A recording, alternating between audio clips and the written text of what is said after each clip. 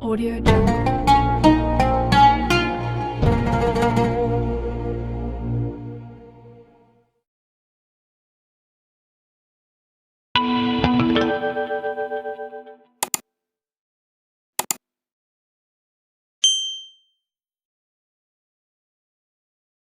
Assalamualaikum ya akhi ya ukhti.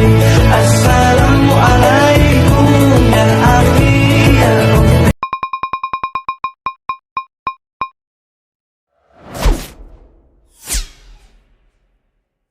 Sedekah ya sedekah, biar hartamu berkah.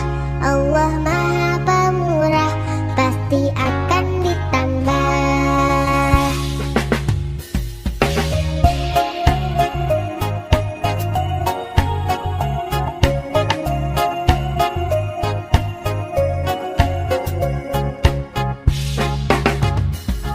Allah Maha Kaya, Allah Maha segalanya. Jangan kau takut miskin harta. Indahnya saling berbagi, indahnya saling memberi. Allah jamin pasti kembali. Allahu Akbar, Allahu Akbar. Ashhadu an la ilaha illallah. Ashhadu anna Muhammadan Rasulullah. Hayya 'alas salati, hayya 'alal falah. قد قامت الصلاة قد قامت الصلاة. الله أكبر الله أكبر. لا إله إلا الله. Ayo sholat, lelaki muslim pasti sholat Jumat.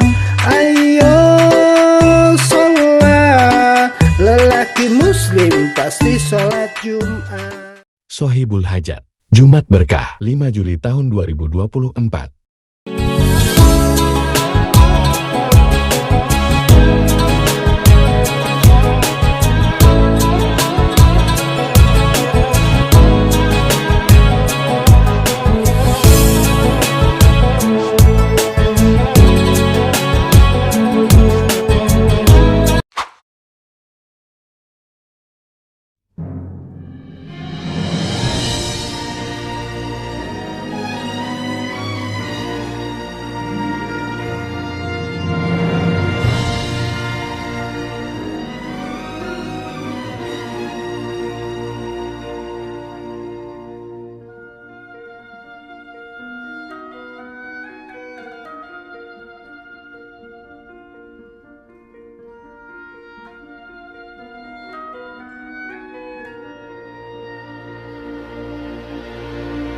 Allahumma shalli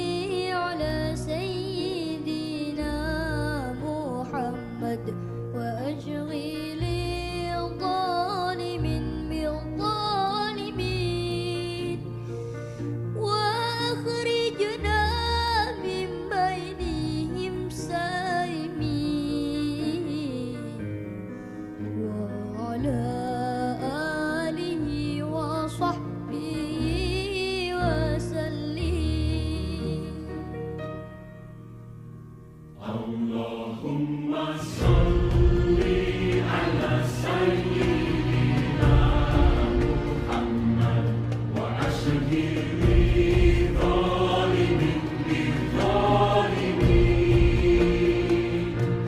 wa akhrijna min bainihim salimin wa ala alihi wa sahbihi wa sallim.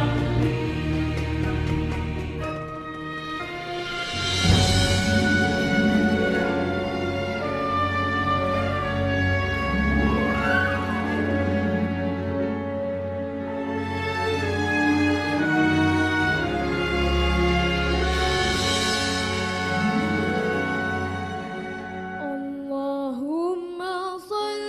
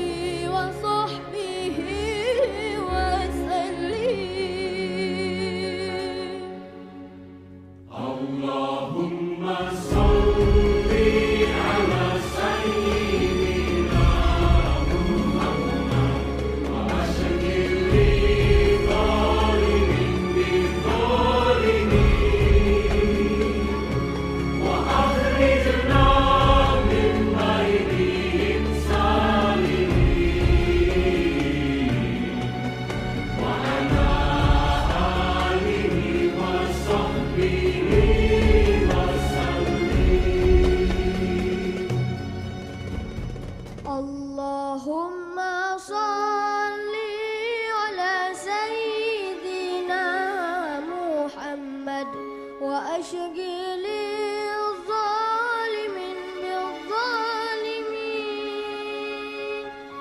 وأخرجنا من بينهم سالمين.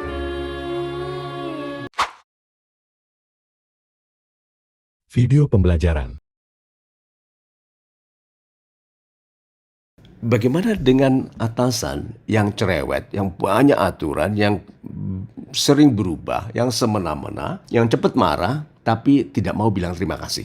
Sabari, disabari. Kenapa? Itu sementara. Kan dia sementara ini atasan Anda. Atasan Anda sekarang ada dalam drama kehidupan Anda. Atasan yang semena-mena, atasan yang toksik ini ada di dalam kehidupan Anda.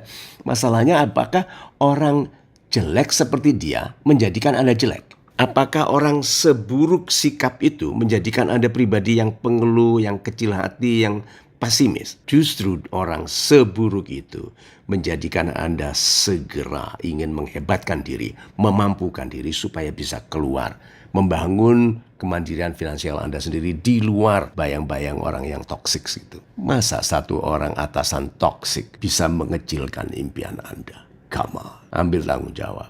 Ini hidup Anda, hebatkan. Video pembelajaran.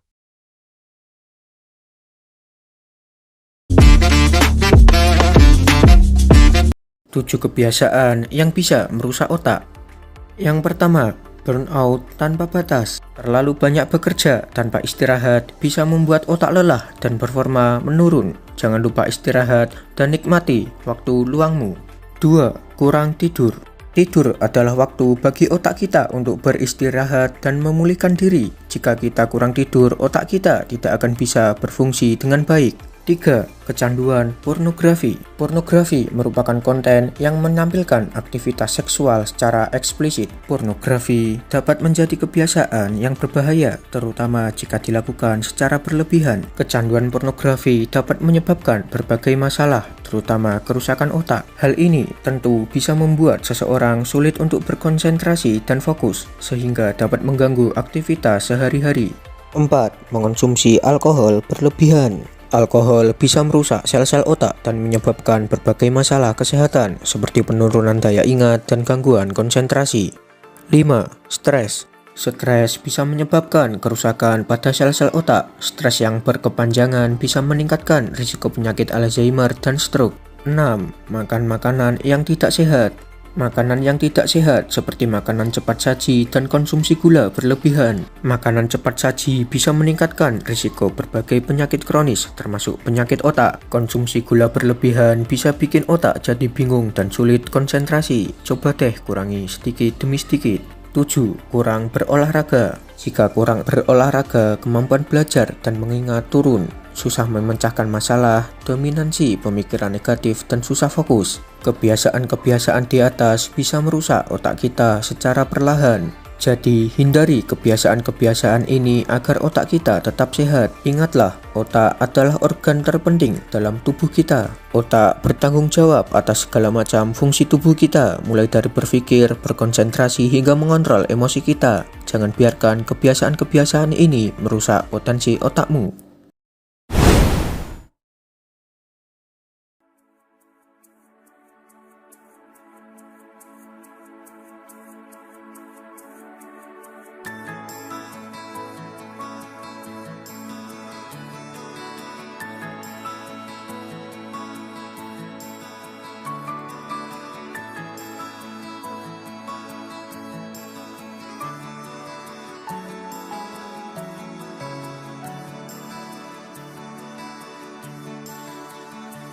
Alangkah indah orang bersedekah, dekat dengan Allah, dekat dengan surga. Takkan berkurang harta yang sedekah, akan bertambah, akan bertambah. Allah Maha Kaya yang Maha Pemurah, yang akan mengganti dan membalasnya. Allah Maha Kuasa yang Maha Perkasa, semoga akan membalas surga.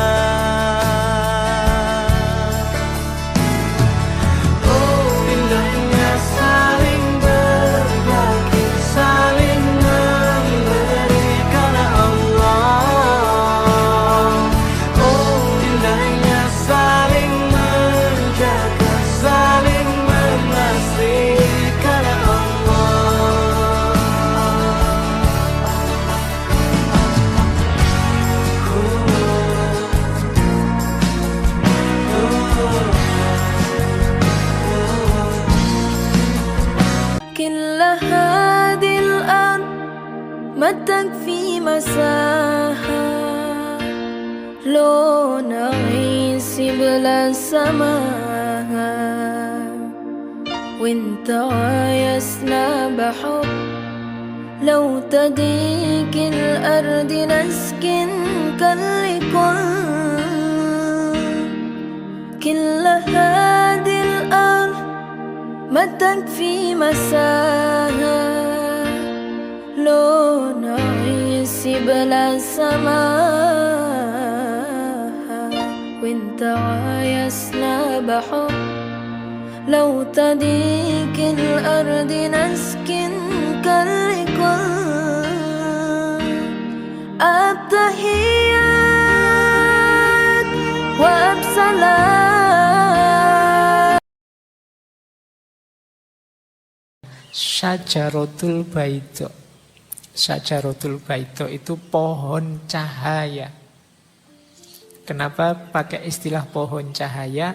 Karena Nur Muhammad ini seperti satu pohon yang darinya keluar banyak ranting dedaunan, yang itu analogi atau isyarat dari semua makhluk yang lain nanti keluarnya melalui Nur Muhammad ini. Nah, makanya dia disebut istilah Syajaratul Baidha, pohon cahaya. Jadi ada satu hadis yang diriwayatkan oleh Imam Tirmidzi yang menyatakan setiap kali Allah mencintai sekelompok orang, Allah pasti memberi cobaan pada mereka. Nah, hikmah yang pertama ini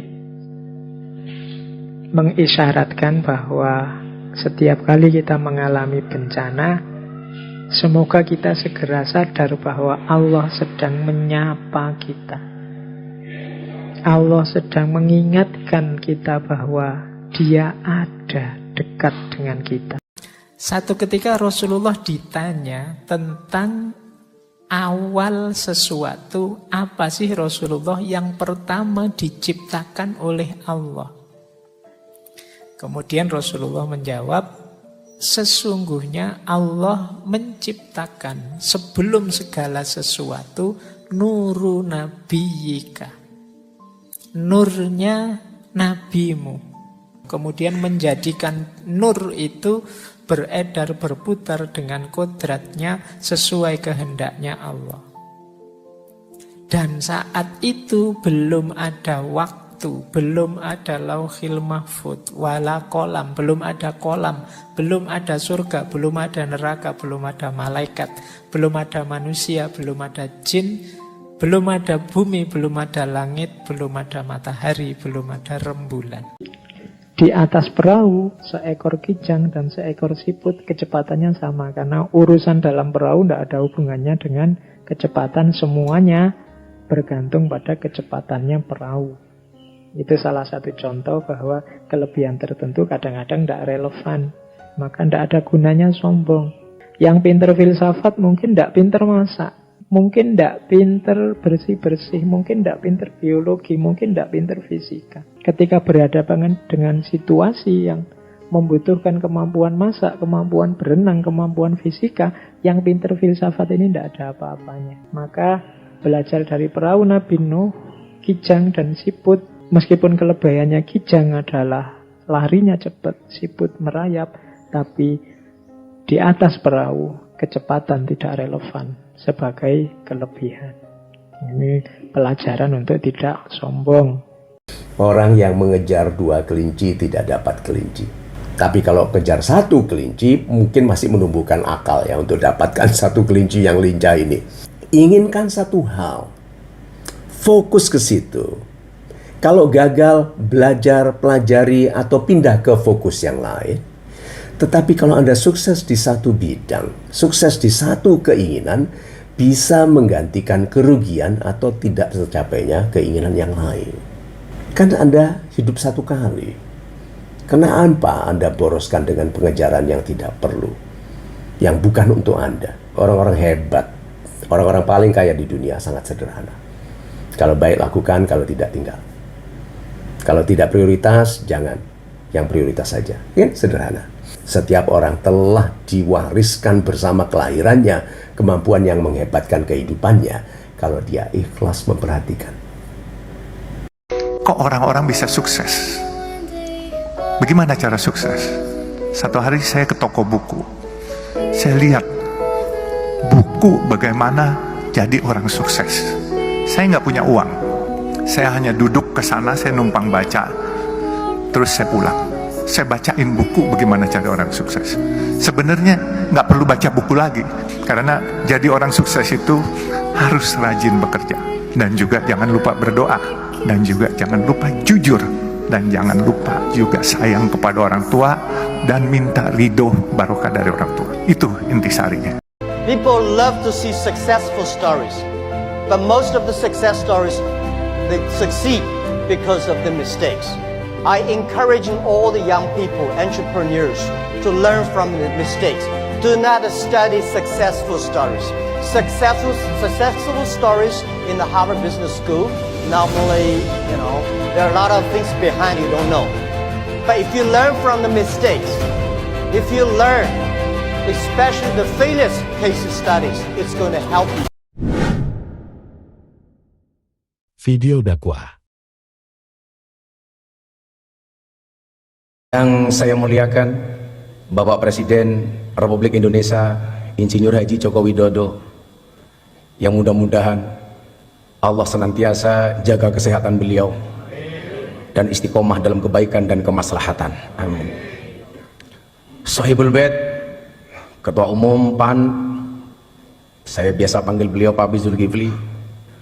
Betul Bapak, saya diprank sama ketum, mengundang saya dengan membatalkan sekian banyak acara saya atas nama Presiden. Tapi saya berhusnudon, ini bertanda amplopnya double Bapak, dari PAN dan dari Presiden.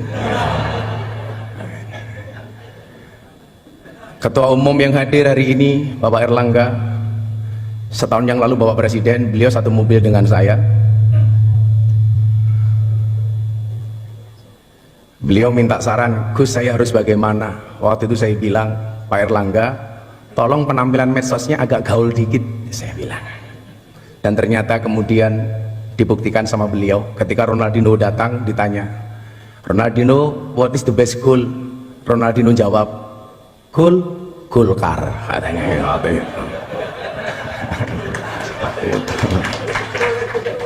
Bapak Prabowo Subianto, Ketua Umum Gerindra, kalau Bapak masih ingat di Keraton Jogja sekitar 8 tahun yang lalu, Bapak ngerangkul saya, dan waktu itu Jenderal janji, Gus saya akan datang ke pondoknya Gus Miftah. Alhamdulillah sampai hari ini belum terlaksana.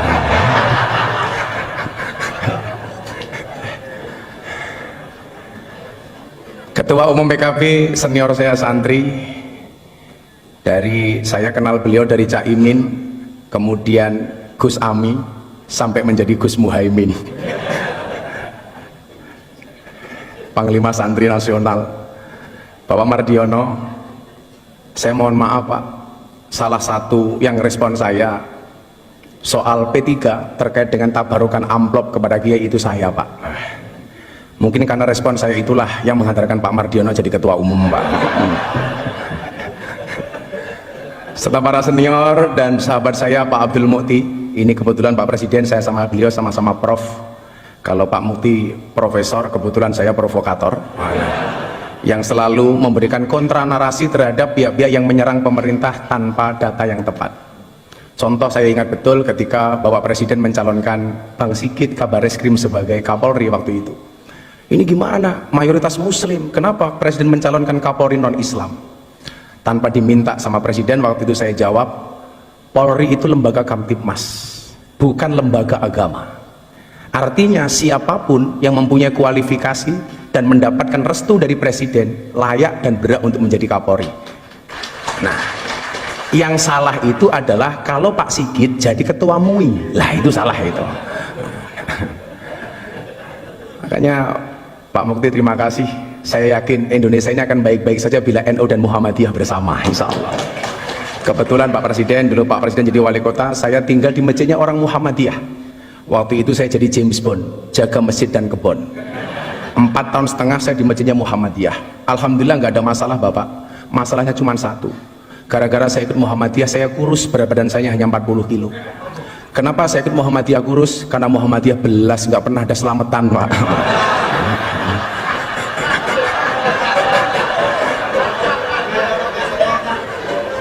Akhirnya setelah saya kembali ke masjidnya orang NU, saya gemuk, Pak. Waktu itu berat badan saya hampir 100 kilo. Kenapa jadi orang NU gemuk, Pak? Karena orang NU dikit-dikit makan. Yasinan makan, tahlilan makan, sholawatan makan. Tetangganya sakit minta didoakan, makan. Yang sakit mati, makan lagi, Pak, itu 7 hari gitu. Mungkin pertanyaannya begini, kan katanya Pak Jokowi NU, kenapa kok kurus? Nah, gitu. Kira-kira jawabannya adalah karena Pak Jokowi NU tapi bersimpati dengan Muhammadiyah.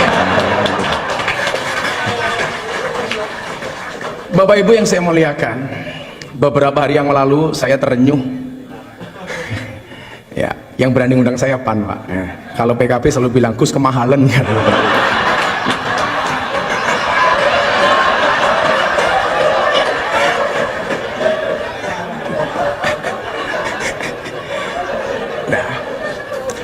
Beberapa hari yang lalu Bapak Ibu, saya menyaksikan presiden kita waktu itu, beliau dawuh berbicara tentang beberapa kelakuan yang kurang bijak yang dilakukan oleh para pegawai pajak, bea cukai, kepolisian dan lain sebagainya. Saat itu saya nonton beliau, hati saya terenyuh. Inilah yang kemudian kenapa Allah perintahkan kita untuk berpuasa. Tadi Prof. Mukti menyampaikan bahasa Arabnya puasa dalam Al-Quran bisa kita lihat dalam surat Maryam ayat 26. Di situ Allah menyebut kalimat saum. Al-Baqarah 183 sampai 185 Allah menyebut dengan kalimat asyam. Yang bahasa Arab ini Bapak Presiden ini dijawakan. Makanya kalau Pak hari Senin Pak Jokowi kenapa nggak sarapan? Napa Pak mboten sarapan nembe siang? Ini bahasa Arab yang dijawakan. Banyak Pak, kursiyun itu kursi bahasa Arab menjadi kursi, mistorotun mistar, penggaris menjadi mistar. Tapi hebatnya orang Jawa, banyak orang Jawa yang namanya Arab tapi nggak ada orang Arab yang namanya Jawa, Pak. Gitu. Orang Jawa namanya Miftah, orang Jawa namanya Muhaimin, orang Jawa namanya Pak Hatta, Pak Mukti, tapi nggak ada Pak orang Arab namanya Eko Patrio, itu nggak ada Pak, itu nggak ada. Nah Bapak Ibu, as-saum atau asyam ini dalam kitab Munjid disebut maknanya adalah al-imsak. Imsak itu artinya adalah menahan diri. Maka puasa itu mengajarkan kita untuk menahan diri, pengendalian diri, pengendalian jiwa. Tujuannya apa? Kalau tidak bisa baik, minimal jangan jelek-jelek banget. Nah, kalau nggak bisa baik-baik banget, minimal jangan jelek-jelek banget. Maka supaya kita terprovokasi dengan kebaikan itu, amal pahala dilipat gandakan 1000 kali lipat. Jadi kalau Anda khatam Quran bulan Ramadan sekali saja itu sama dengan khatam 1000 kali. Anda sedekah 1 sama dengan 1000. Makanya kemarin Presiden memberikan contoh membayar zakat di Basnas.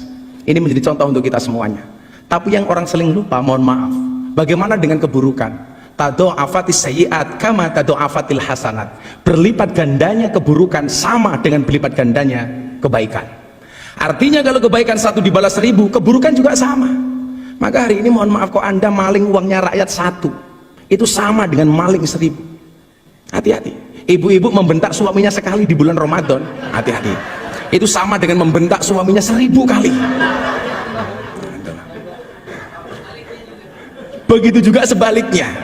Makanya saya dulu sepakat ketika Bapak Presiden memberikan arahan di Rapimnas TNI Polri, Pak Prabowo, waktu itu beliau bilang, tolong WA grup para istri ini diawasi oleh suami. Jangan sampai suaminya aparatur negara, polisi, tentara, tapi istrinya terpapar dengan paham radikalisme, ustadz-ustadz yang keras. Saya waktu itu bilang sama Mas Praktekno, Mas, dawuh Bapak Presiden bagus banget, WA grup para istri diawasi oleh suami. Pertanyaannya, emangnya suami berani? Gitu.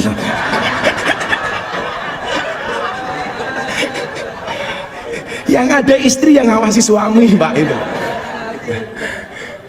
Karena perempuan itu, mohon maaf kayak teman-teman puan ini, perempuan itu karakternya 1 Bapak Presiden, kalau disakiti nggak pernah lupa, kalau menyakiti nggak pernah ingat, Pak, itu lagi caranya.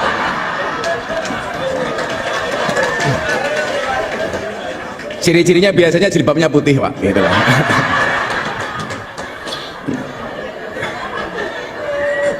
Yang jilbabnya biru insya Allah lah, gitu lah. Lebih parah, gitu lah. Maka kemudian supaya kita ini menjadi baik, Allah punya mekanisme. Yang bikin larang ini loh Cak Imin itu lah. Beda kalau yang undang PKB murah dinyang.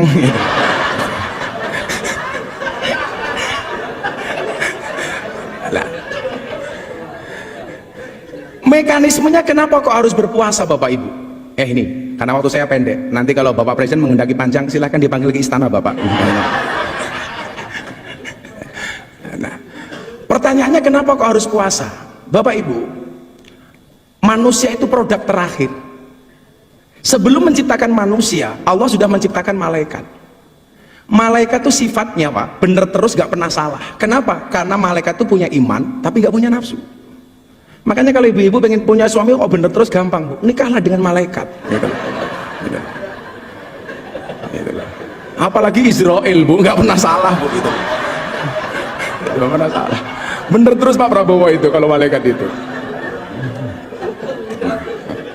Nah, setelah menciptakan malaikat, Allah menciptakan setan. Setan itu kebalikannya, dia punya nafsu tapi nggak punya iman. Makanya setan itu salah terus, nggak pernah benar. Setelah menciptakan setan dan malaikat, Allah menciptakan hewan. Hewan itu kalau dalam bahasa kitab kuning yang tadi Pak Mukti bilang, itu tadi beliau bilang Pak Presiden, bedanya NU dan Muhammadiyah. Kalau NU Gus, kalau Muhammadiyah guys. Hai guys.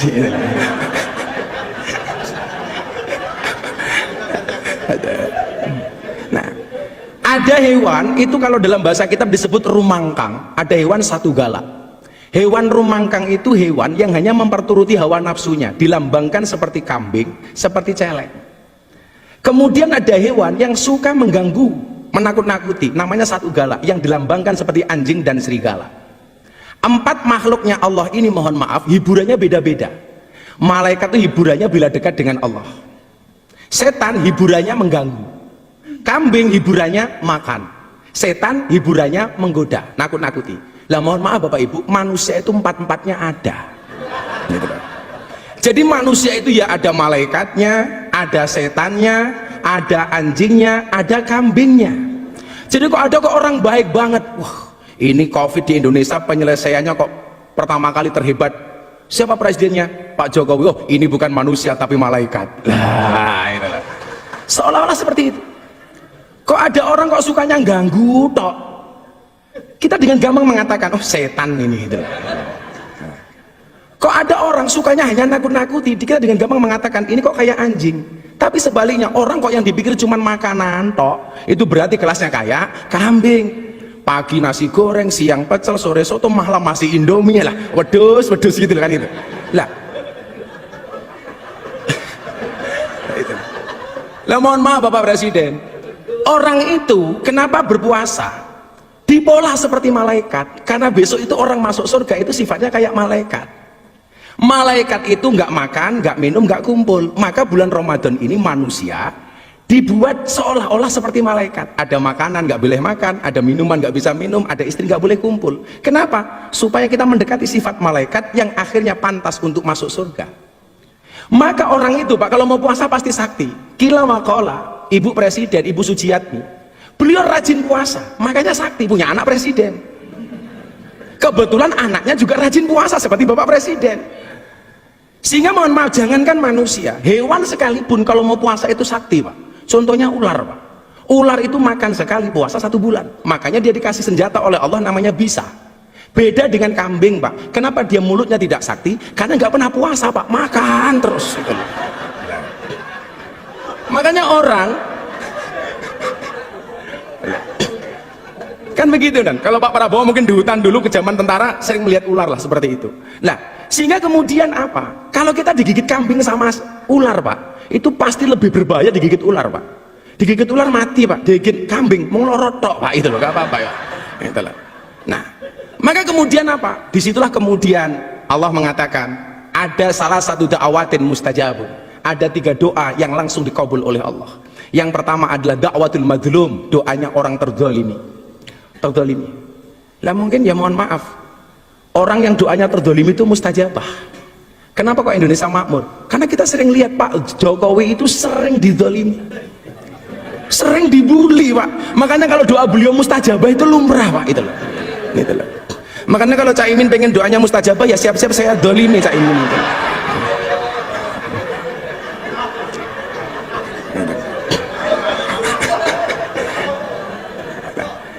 Kemudian yang kedua adalah doa orang tua kepada anak.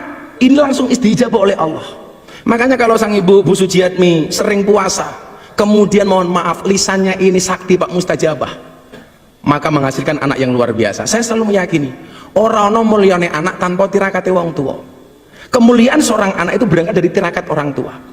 Saya lagi mengulik dari teman-teman saya di Solo, dulu amalia Ibu Sujiatmi itu yang hebat apa sehingga melahirkan seperti Pak Jokowi. Ternyata salah satu amalianya adalah puasa. Karena doa terakhir yang dikabulkan oleh Allah dan pasti dikabulkan adalah dakwatus shaim, doanya orang berpuasa. Maka ketika kita puasa inilah kemudian kita menjadi orang baik. Di situ Allah mengatakan innallaha yuhibbul muhsinin, Allah itu mencintai orang-orang yang baik. Kalau dia baik Pak, nggak akan korupsi. Kalau dia baik nggak akan menyakiti hatinya rakyat. Kalau dia baik Pak, nggak akan tersinggung. Restoran buka di siang hari di bulan Ramadan, jangan malah teriak-teriak takbir. Waduh Pak, murah amat takbir hanya untuk nutup rumah makan. Kalau saya ketemu Pak Pizul ada rumah makan bukan takbir Pak, tapi traktir gitu Pak. Itulah alasan Bapak kenapa orang puasa itu mulutnya bau, supaya orang puasa itu banyak diamnya. Maka bulan Ramadan itu yang perlu ditutup bukan restorannya tapi mulutnya. Kenapa? Karena puasa itu orang puasa itu tidak untuk dihormati, tapi akan melahirkan pribadi yang terhormat. Begitu, mohon izin Bapak Presiden, karena waktu saya cuma 10 menit, mungkin bila diperpanjang besok di Istana Negara Bapak. Insya Allah. Akhirnya Bapak Ibu sebelum berdoa, orang puasa itu haus, orang puasa itu lapar, orang puasa itu dahaga. Kenapa kok bisa bersabar? Kalau seandainya kita pura-pura masuk kamar, makan nasi padang, minum es teh, keluar dari kamar, nggak ada yang tahu Pak. Tapi kenapa tidak pernah kita lakukan? Jawabannya sederhana Bapak Ibu. Kenapa orang puasa itu walaupun haus, lapar, dahaga dia bisa bersabar? Jawabannya adalah karena orang berpuasa yakin adzan maghrib pasti datang. Artinya apa? Apapun masalah yang diterima oleh bangsa ini hari ini, entah masalah PSSI, masalah apapun, kita meyakini solusi dari Allah pasti akan datang. Gembok tidak pernah dibuat tanpa kunci, masalah tidak pernah dibuat tanpa solusi. Bapak Ibu, pada akhirnya mari bersama-sama kita berdoa kepada Allah Subhanahu wa taala. Mudah-mudahan di bulan Ramadan, bulan yang penuh dengan maghfirah dan ampunan ini, bangsa Indonesia mendapatkan kemuliaan dari Allah Subhanahu wa taala. Bismillahirrahmanirrahim. Allahumma sholli ala sayyidina Muhammad wa ala ali sayyidina Muhammad walhamdulillahirabbil alamin.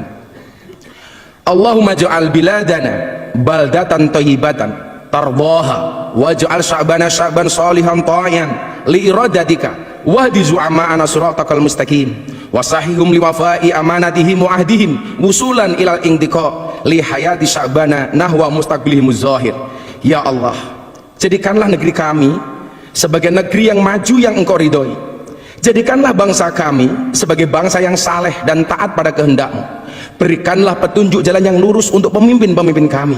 Berikanlah kemudahan bagi mereka untuk menunaikan tanggung jawab dan janjinya sebagai pemimpin untuk keberhasilan kehidupan bangsa kami menuju masa depan yang cerah dan menjanjikan.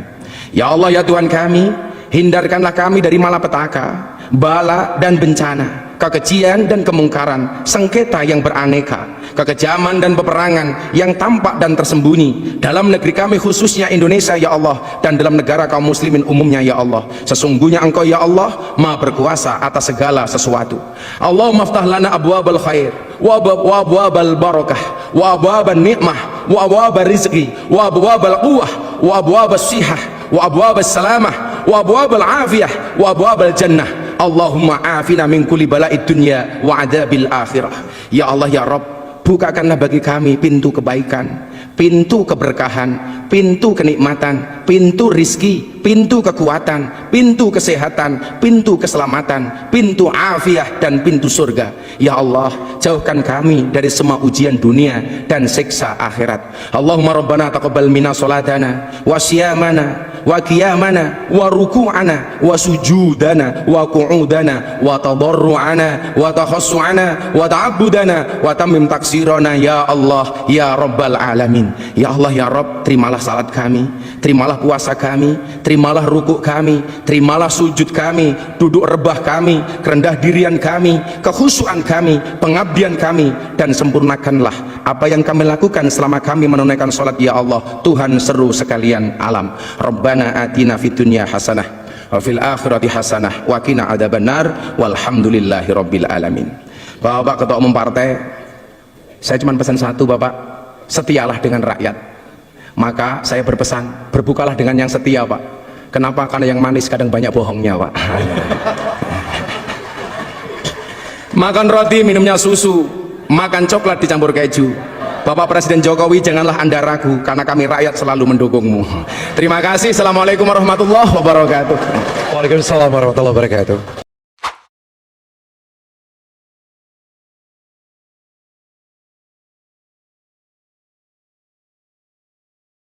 Ayo iki sampean ngetek ben dadi inspirasi.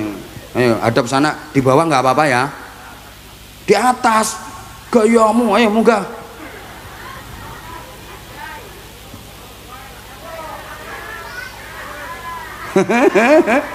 Jarno, Banser Jarno, engko nek macam-macam tak sikate ya. Ayo sini bro. Izin bapak-bapak nggih. Ya pancene izin bapak. Jenenge makhluk iki macam-macam kok akhirnya. Nggih. Ayo salaman dulu sama aku.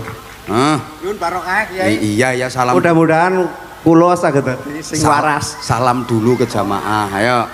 Assalamualaikum warahmatullahi wabarakatuh. Waalaikumsalam warahmatullahi wabarakatuh. Kurang kompak Ibu. Loh. Ini terus nih jawab salam itu hukumnya jarane apaan saya itu wajib. Ya Jal. Lo nek sing boten wajib jawab salam niku enten 3. Niki setunggal orang yang sedang sholat, kedua orang yang sedang tidur, ketiga orang gila Bu. Nek sampean boten tidur, boten lagi sholat kok boten jawab salam, berarti golongannya tiang nomor pinten? Nomor 3 soalnya sing salam wong gila. Ngapunten Bu. Nek anu tapi pun rada jinak nih. Alhamdulillah mulane. Lho enggak apa-apa berdiri Mas, berdiri enggak apa-apa. Perkenalan Rien, namanya siapa? Nama saya Rahmat. Tapi kalau Hajah Mumpuni manggil saya Mas Gombret. Iya. Oh, namanya Rahmat, biasa dipanggil Mas Gombret. Ya, kemarin bareng Mbak Hajah Mumpuni. Kenapa kau dipanggil Gombret? Gak tahu ini, ya mungkin nama jalanan aja dulu. Nama jalanan? Nama jalanan. Oh, nama jalanan. Halo Bro. Oh, iku bolomu kabeh nang kono. Sanes. Berarti sampean dulu pernah jadi anak jalanan dengan nama panggilan Gombret. Nggih. Oh alah. Ya kamu sendiri, bukan Mumpuni yang panggil Gombret-gombret. Oh, nggih.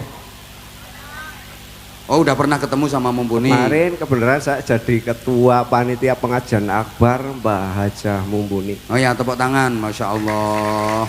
Loh, makhluk kaya ngene jadi ketua panitia pengajian. Iya. Ayo. Alhamdulillah di YouTube-nya Berkas Channel 212 itu kemarin saya ditampilkan Lur. Oke.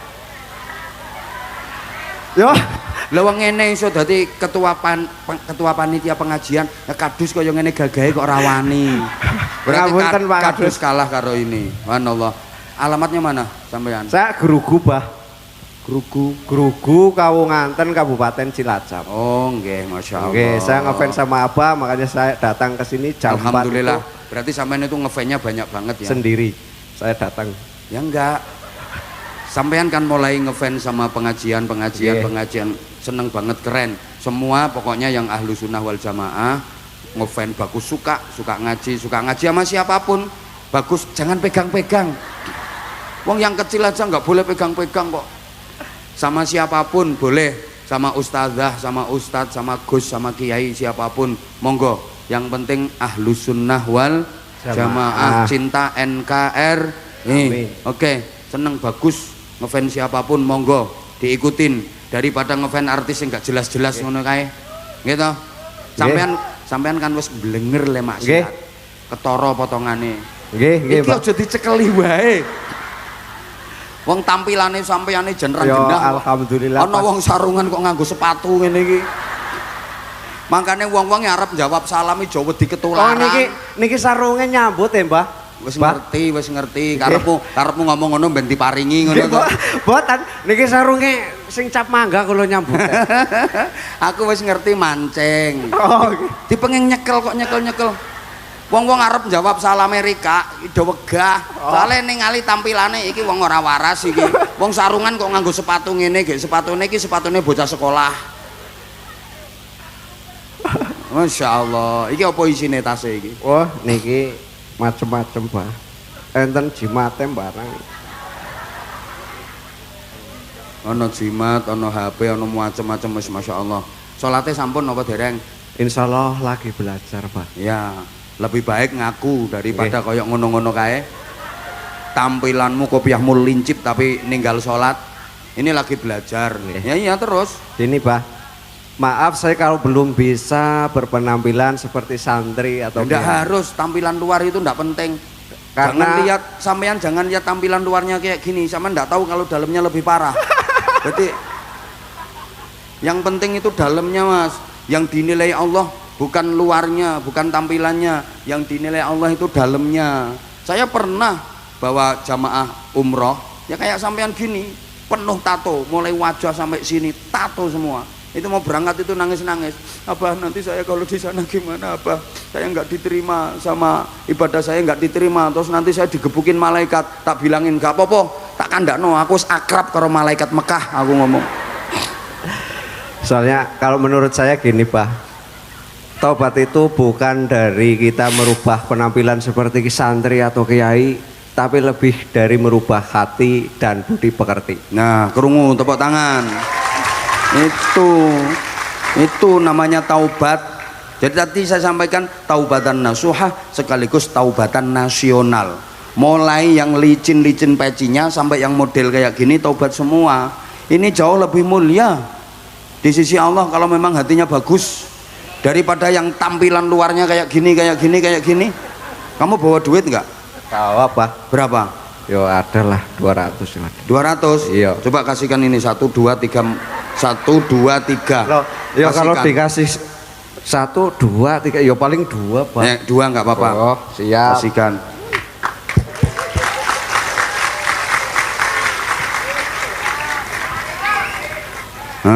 Terima nak. Nah udah, 2 aja, udah. Ini jauh lebih mulia daripada DPR tapi nggak ngasih mereka. Pesan, Pak. Saya punya. Ayo DPR-nya berdiri.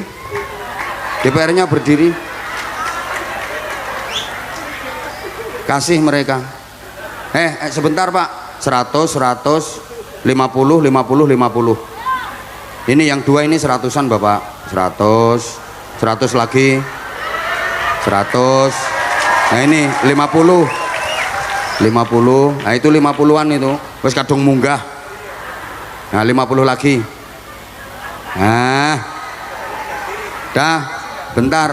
Ini nanti dulu. Nek apik diparing ini. Kamu tahu nggak namanya Pak DPR, Pak siapa? Mboten ngertos. Tanglet. Suheri. Ayo doa, matur terima kasih, matur suwun sama doakan Pak Suheri. Ayo. Matur nuwun nggih. Mugi-mugi dados DPR.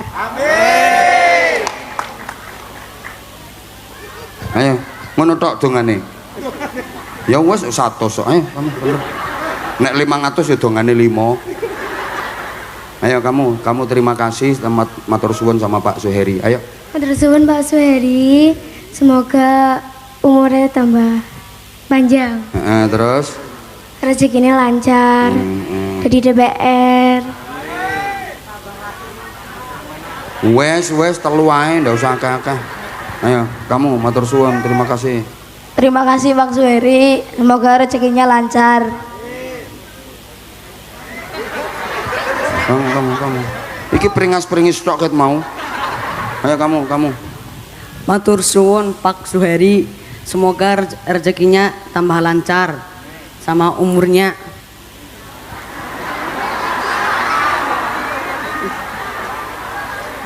Semoga jadi DPR. Ya, kamu. Ayo. Terima kasih Pak Suheri. Semoga rezekinya lancar, tambah umur.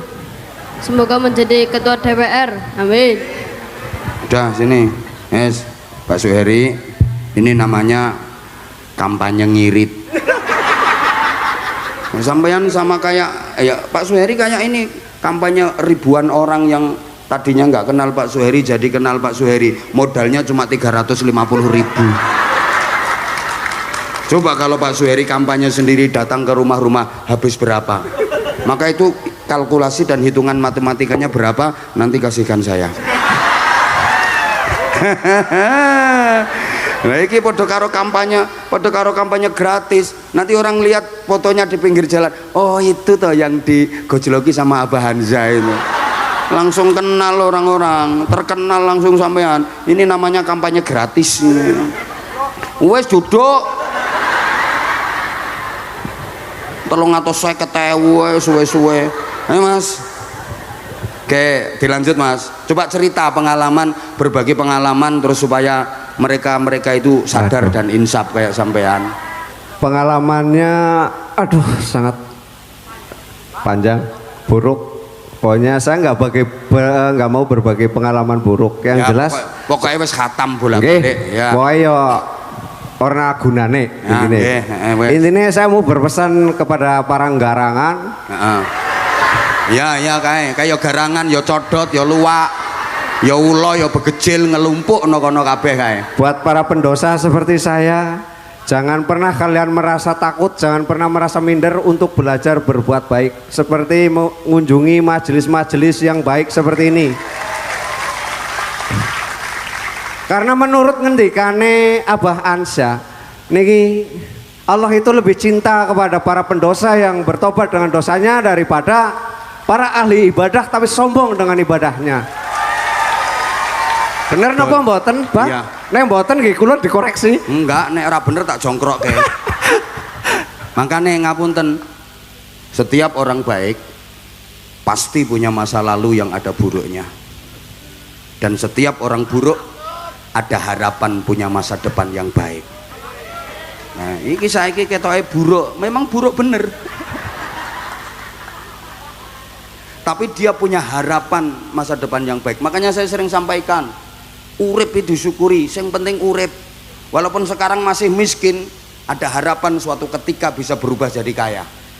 Janji saya urip, pokok mau bekerja keras, ikhtiar dibarengi dengan doa. Yang kaya jangan sombong, nggak ada jaminan kalau Anda kaya selamanya. Bisa jadi suatu saat ada pergeseran, yang sekarang kaya dibalik sama Allah jatuh kismin. Loh, kismin ini sak ngisore miskin, jadi reke di bawah kere itu, gitu loh. Yang melarat jangan kecil hati, ikhtiar kerja keras barengi doa, ada harapan jadi kaya. Yang kaya jangan sombong, nggak jaminan kaya selamanya. Maaf, bisa jadi dibalik sama Allah miskin. Yang alim jangan sombong, yang bodoh jangan kecil hati. Sekarang masih bodoh, mau belajar, ikhtiar, barengi doa, ada harapan jadi alim, ada harapan jadi pinter. Yang alim kalau sombong, Allah jika menginginkan mencabut keilmuannya, mudah banget. Nggak usah repot-repot, lagi naik motor nggak pakai helm, kepreset, serowet, kepalanya kena batu, duk, seketika langsung. Jadi manusia yang mereknya L2, longak-longok, lepa-lepo, lolak-lolok. Ilmu titipan Allah, paham? Yang punya jabatan pangkat juga gitu, jangan sombong. Nggak selamanya jabatan itu ada, lagi jadi kadus sombong.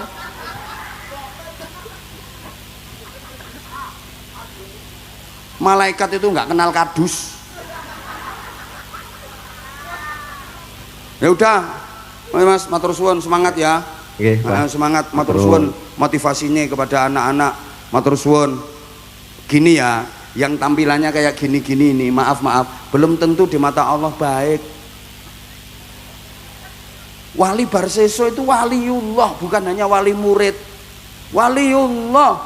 ahli ibadah, ahli zikir, ahli berjuang agama, tapi di akhir kehidupannya kalah sama setan, kalah sama nafsu, su'ul khotimah. Umar bin Khattab berangasan memusuhi Islam, beberapa kali ingin membunuh Nabi, tapi akhirnya menjadi pejuang Islam, pembela Islam, bahkan makamnya berdampingan dengan makam Rasulullah. Ngono lho. Wes nemudun rampung-rampung. Oh, oke. Nih tak paringi sarung. Nah, kalau Abah Anja tuh sarungnya cap mangga kah? Tahu kan? Cap mangga selalu di hati. Matur suwun. Kalau nyuwun dongane nggih Bu, mudah-mudahan habis pulang dari sini saya bisa jadi orang yang waras. Amin, masya Allah. Saiki langsung waras sampean. Dongane. Kali nyuwun barokah. Ya tak ijoli dhuwitmu. Oh, oke. Matur nuwun, Bah. Berapa tadi? 200. 100. 200. Tak ijoli. Tak tambahi 100. Udah. Nah.